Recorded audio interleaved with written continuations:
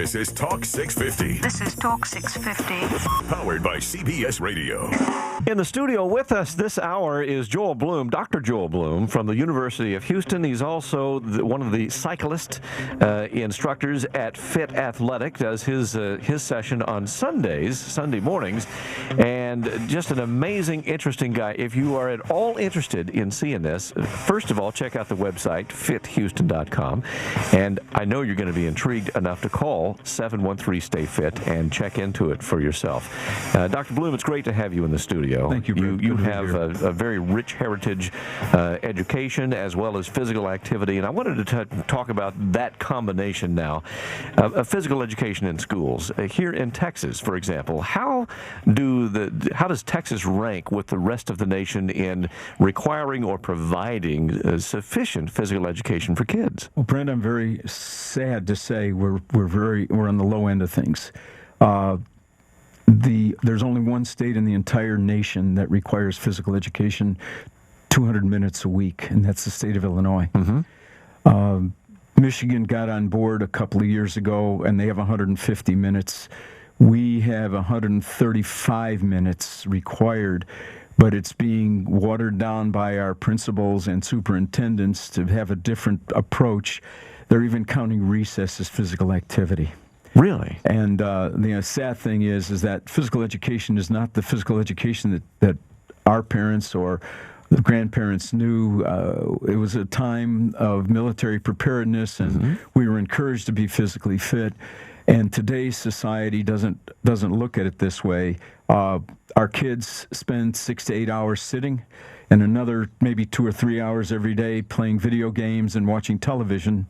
And our 135 minutes where it's being used is spotty in the state. Yeah. And the Texas Association of Health, Physical Education, Recreation, and Dance, and you've probably seen the TAFERD motto, is trying very hard to promote this. 2 weeks ago, the Houston Chronicle had an expose about the fitness-gram testing mm-hmm. and how poorly our kids did. Yeah. Nationwide. And you got to remember that we've been testing our kids in the United States since 1956. So there's a bit of a baseline there. Yes, and we have not improved, very little improvement. There's been overemphasis on the sport, athletics, the games approach, and as a result, we're seeing all of this. Now, there's more to the picture than that. I'm going to tell you what my philosophy of teaching is, and maybe it'll make some sense. All right. Discipline is the difference between mediocrity and excellence. Amen. And if people would discipline themselves to take time out to make an investment in themselves so that physical fitness and wellness is their best life insurance, they would have an approach where they give themselves an hour to an hour and a half a day, regardless, a week. Set aside 3 days a week, as the American Council of Sports Medicine says. That's the time to make an investment in yourself. Yeah. The attitude, the physiological adjustment, the well-being feeling that comes from being active pays you back more times than you can imagine. I can't tell you how wellness has fit into my life over the years. I started exercising when I was 11. Really? And picked up a tennis racket, and it paid for my education mm-hmm. in college and throughout high school. And it gave me a sense of well-being and placement and self-confidence. And then when I had hip operations, I turned to fitness and got back to it and used water exercise to get myself strong again. Even through the prostate cancer procedure, I knew that the wellness is where I had to get back to. And this is what I try to convey to people, that you're never too old to get yourself on a wellness path.